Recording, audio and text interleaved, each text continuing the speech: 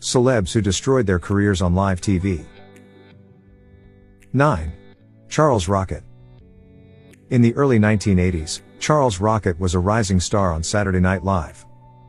As a prominent participant in the 1980-81 season, he gained notoriety for his impressions, his recurrent role as Phil Lively, and a program called The Rocket Report. Regretfully, Rocket violated stringent broadcast guidelines by dropping an F-bomb on the February 21, 1981 program. This led to Rocket's firing, along with the season's unfavorable reputation and critical reaction. Even though he had some success in the 1990s portraying comedic foils in a number of films, he was never able to shake off his reputation as that guy. Hollywood is really serious about nudity and cursing. 8. Paula Deen. When former employee Lisa Jackson sued beloved Southern chef Paula Deen in 2013 alleging racial and sexual discrimination, Deen found herself in legal hot water. Jackson said that Deen frequently disparaged African Americans and even planned to provide her brother a plantation-style wedding complete with black servants. Deen further damaged her reputation when she acknowledged in the deposition that she had used the N-word in the past. Then, in an attempt to make things right, she went on Today, but by acting like the victim, she really made matters worse. When it was all over, Deen had lost a number of successful collaborations and Paula's best dishes had been cancelled due to the main businesses cutting their links. 7. Brian Williams. Before being elevated to chief anchor in 2004, Brian Williams covered weekend news on NBC Nightly News from 1993 to 1999.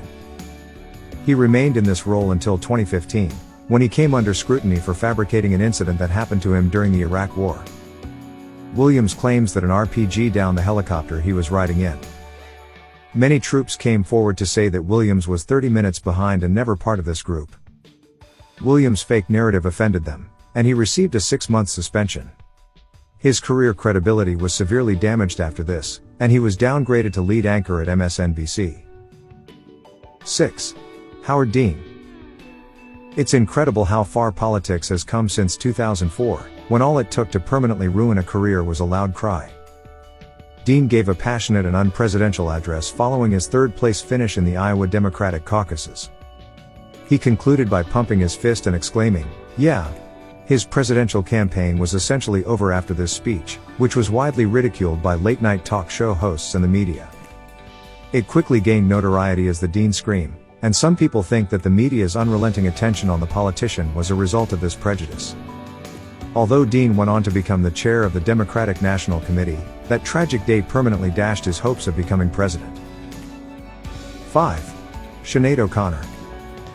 Sinéad O'Connor's career was positively blowing up in the late 80s and early 90s. During that period, her album I Do Not Want What I Haven't Got went double platinum, and her song Nothing Compares to You reached the top spot in 17 different countries. But when O'Connor appeared on SNL on October 3, 1992, everything fell apart. She became a public adversary after tearing up a picture of Pope John Paul II during a performance to express her disapproval of the abuse of minors in the Catholic Church. Although she still puts out music, Nothing Compares to You would be her final number 1. In her home country of Ireland, she hasn't had a top 5 hit since 1994. 4. Will Smith. No one really cared about the outcomes of the 94th Academy Awards. The fact that Will Smith went onto the stage and smacked Chris Rock across the face was all that mattered to them.